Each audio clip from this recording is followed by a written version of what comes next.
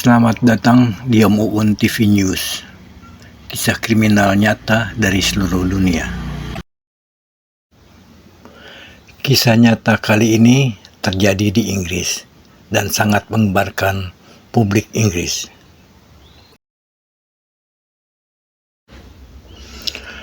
Kasus ini terjadi di Inggris Raya pada malam tanggal 22 Juni 1987.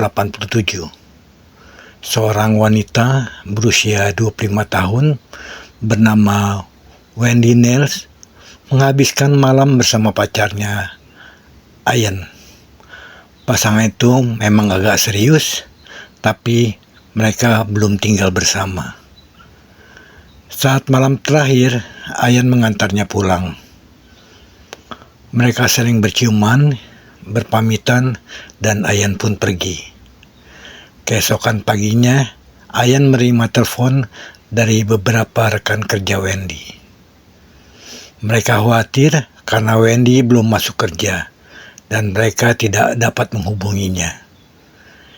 Ian segera pergi ke rumah Wendy, tetapi saat masuk, ia menemukan sesuatu yang benar-benar mengganggu.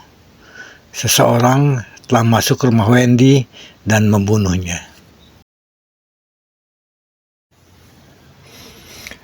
Karena bukti DNA ditemukan di tubuhnya, sepertinya ada yang membawa Wendy, dan saat dia pergi keluar bersama Ian, mereka memanfaatkan kesempatan itu untuk menyelinap ke dalam rumahnya melalui jendela yang rusak dan menunggunya kembali. Pada blus yang dikenakan Wendy, polisi menemukan jejak sepatu. Jejak sepatu itu kemudian cocok dengan sepatu lari seorang pegawai. Orang yang membunuhnya juga telah mengambil buku harian, dompet, dan gantungan kuncinya. Kemungkinan besar diambil sebagai kenang-kenangan untuk mengingatkan mereka tentang kejahatan yang memuakan itu. 5 bulan kemudian, di Tunbridge, kejahatan mengerikan lainnya terjadi. Sekitar tengah malam pada tanggal 24 November 1987, seorang wanita berusia 20 tahun bernama Caroline Pearce baru saja naik taksi kembali ke rumahnya. Dia baru saja keluar malam bersama teman-temannya dan pergi masuk saat taksi itu pergi.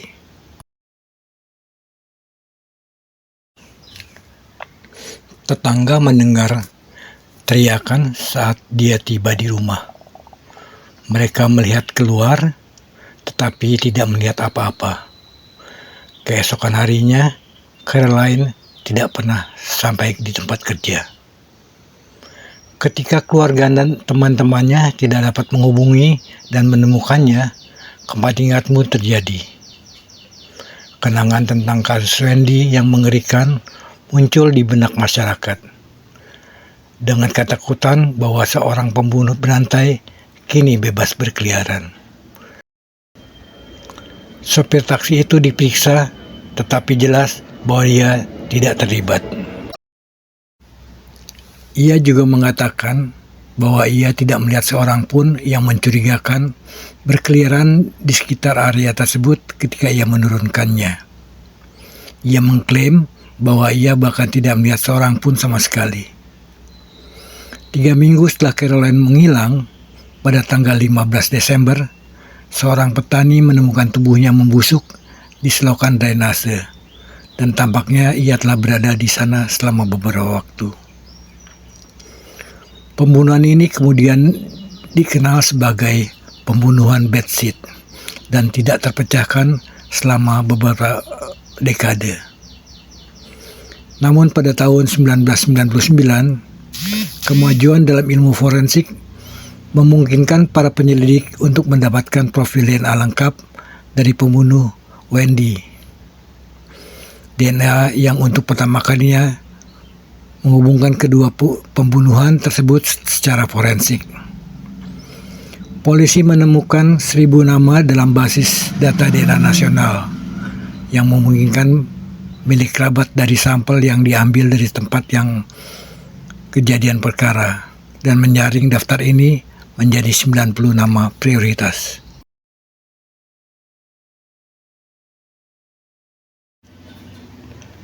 Setelah sampel sukarela diambil dari daftar yang berisi 90 nama, seorang kerabat dari salah satu orang tersebut ditemukan memiliki kecocokan yang hampir identik. Setelah menghindari keadilan selama 33 tahun, pria yang bertanggung jawab atas kejahatan ini ditangkap pada tanggal 3 Desember 2020. David Fuller adalah seorang ayah 2 anak berusia 66 tahun yang bekerja sebagai teknisi listrik di sebuah rumah sakit.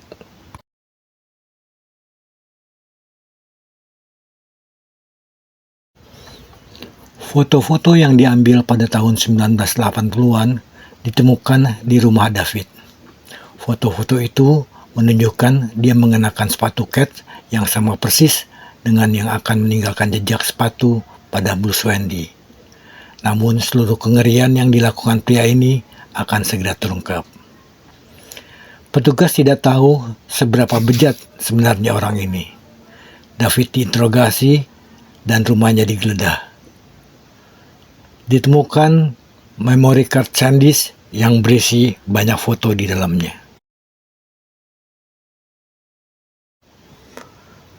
Dia mengakui pembunuhan kedua wanita itu, tetapi mereka juga menemukan bahwa nomor PIN rekening banknya adalah 1987, tahun dia membunuh mereka berdua. Setelah penangkapan David, polisi menemukan 4 hard drive dengan total penyimpanan data 5 TB yang terpasang di bagian belakang lemari. Hard drive ini tersembunyi dengan baik karena di dalamnya terdapat 4 juta gambar. Sebagian besar diunduh dari internet. Dan saya tahu apa yang Anda pikirkan. Tidak, memang itu bukan kesalahan. 4 juta gambar. Mereka juga menemukan 818.000 gambar dan 504 video.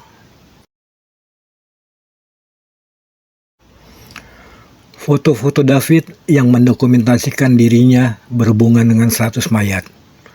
Beberapa nama folder ini diberi label Necrolord dan The Best Yet. Dia bahkan menyimpan buku harian rahasia tempat dia mendokumentasikan kejahatannya. Dia bekerja untuk NAS dan dia menggunakan kartu geseknya untuk mendapatkan akses ke kamar mayat rumah sakit. Dia akan menunggu sampai staf rumah sakit pulang. Dia kemudian akan menyelinap ke dalam kamar-kamar dan berhubungan dengan mayat-mayat itu dan memfilmkan dirinya sendiri. Gila memang ini. Orang ini memang gila, teman-teman. Oke teman-teman, sebelum melanjutkan kisahnya, saya ingin mengingatkan untuk subscribe channel Om Uun ini agar kamu selalu update dengan kisah kami terbaru. Dan ingat, subscribe itu gratis kawan. Terima kasih sebelumnya.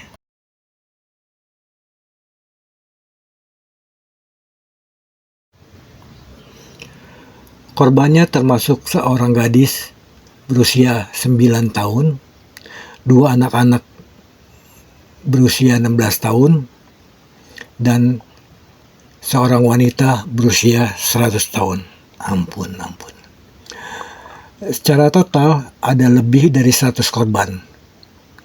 Setelah selesai, dia kemudian menggunakan catatan kamar mayat untuk mencatat detail mereka ke dalam buku catatannya sendiri, dan kemudian mencari korbannya di Facebook.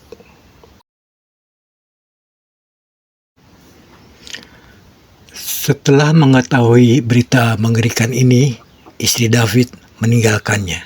Pantes, jelaslah. Tentu saja dia putus asa dengan apa yang telah dilakukan suaminya. Emang jelas. Mereka yang mengenal David menyatakan bahwa dia tampaknya bukan tipe orang yang melakukan hal seperti itu. Mereka menggambarkannya sebagai orang yang normal dan pendiam. Ternyata. David awalnya menyangkal pembunuhan dengan alasan tanggung jawab yang berkurang, sebelum tiba-tiba mengubah pengakuannya menjadi bersalah pada hari keempat persidangannya.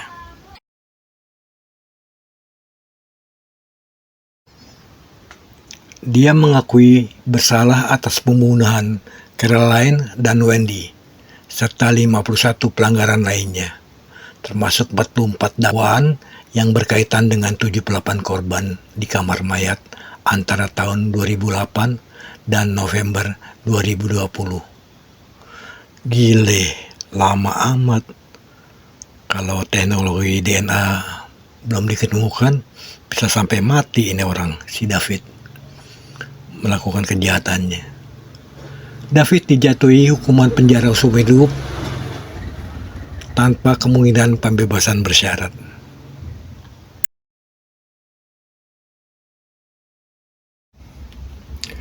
Pada saat vonis dijatuhkan, 81 korban kamar mayat telah diidentifikasi. Namun, karena kesulitan dalam mengidentifikasi semua mayat yang dilecehkannya, dan khawatir kemungkinan ada ratusan lainnya yang kembali ke saat catatan pekerjaan David, Kepolisian Kent mendirikan pusat panggilan pada akhir persidangan untuk menangani masalah publik. Pemerintah juga mengumumkan penyelidikan publik.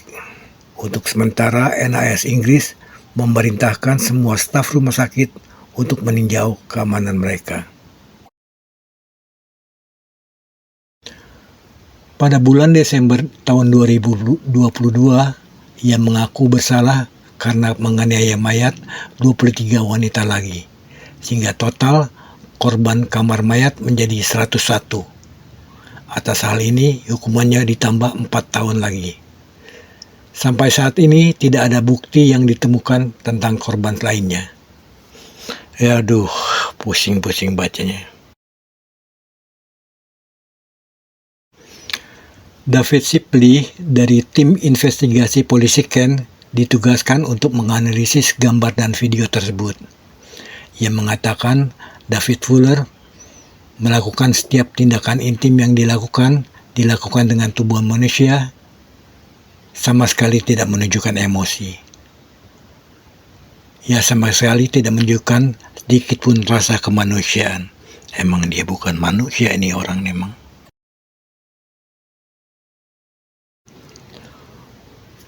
Butuh waktu lebih dari 1 tahun bagi David Shipley untuk menonton semua video yang direkam David Fuller. Dan saya tidak dapat membayangkan betapa mengganggunya pekerjaan ini. Ia juga mengatakan bahwa saat meninjau video-video tersebut, ia melihat David Fuller hampir tertangkap basah kala sedang beraksi. Seseorang telah masuk, tetapi tidak melihatnya. Setelah orang tersebut pergi, David Fuller tidak berhenti. Ia terus memperkosa mayat korban. Gila, sadis, dan menjijikkan. Ia bahkan memperkosa tubuh wanita dan gadis-gadis ini hingga 2-3 hari sebelum dia ditangkap. Kemungkinan besar ia berhenti membunuh karena dia punya akses ke kamar mayat di rumah sakit. Setelah mengetahui apa yang terjadi pada kerabat tercinta, keluarga korban sangat muak dan marah. Wajarlah kalau mereka muak dan marah. Ini bukan manusia.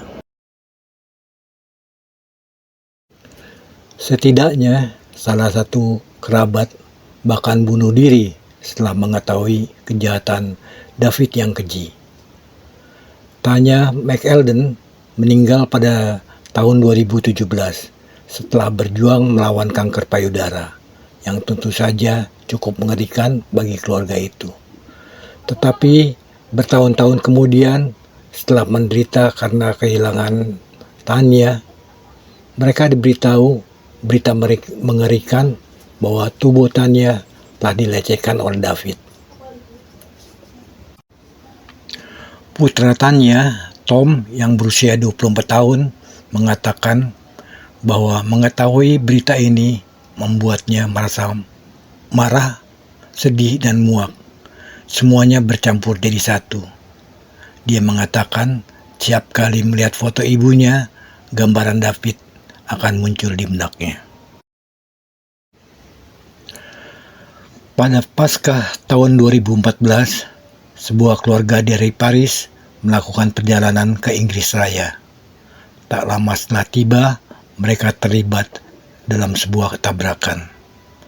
Mary yang berusia 16 tahun dan saudara perempuannya Helen yang berusia 22 tahun meninggal seketika. Ayah mereka Michael yang juga berada di dalam mobil meninggal 2 minggu kemudian. Sang ibu Nikki adalah satu-satunya yang selamat. Bertahun-tahun kemudian, ia mengetahui bahwa kedua putrinya juga telah diperkosa oleh David. Ia menggambarkan apa yang dilakukan David sebagai perbuatan setan, tetapi mengatakan bahwa ia juga akan memaafkannya. Ia mengatakan bahwa ia ingin berbicara kepadanya untuk memberitahu bahwa ia membutuhkan Kristus. Seorang wanita bernama Jane Knight meninggal karena stroke pada usia 100 tahun. Ia diyakini sebagai korban tertua David. Putranya maju dan berbicara dengan media setelah NHS Trust menawarkan ganti rugi sebesar 7.500 pound dengan kemungkinan pembayaran tambahan hingga 15.000 pound sebagai pengakuan atas kerusakan psikologis yang disebabkan pada korban. Putra Jane ia berkata bahwa ia terkejut ketika diberitahu tentang jumlah 7.500 pound. Ia melanjutkan dengan mengatakan, menjelang akhir tahun 2022, sebuah kesepakatan telah dicapai. Seorang pengacara yang mewakili keluarga korban mengatakan The Trust telah setuju untuk menerapkan skema kompensasi sukarela. Namun mereka tidak mengakui bahwa mereka secara hukum bertanggung jawab untuk membayar ganti rugi kepada keluarga dekat. Pengacara yakin bahwa tuntutan rata-rata akan berkisar antara 25.000 pound hingga 30.000 pound, meskipun sejumlah kecil bisa mendapatkan jumlah 6 digit. Kasus David Fuller diyakini sebagai salah satu yang terburuk dalam sejarah hukum Inggris. Kasus ini mengingatkan saya dengan kasus Sumanto di Indonesia. Cuma bedanya adalah Sumanto mengambil mayat untuk dimakan, sementara David Fuller untuk disetubui. Dan Sumanto korbannya hanya beberapa orang saja, sementara David Fuller lebih dari 100. Edun, memang edun. Dunia. Demikian akhir kisah kita kali ini. Jangan lupa subscribe dan sampai jumpa di cerita kriminal menarik lainnya. Bye-bye.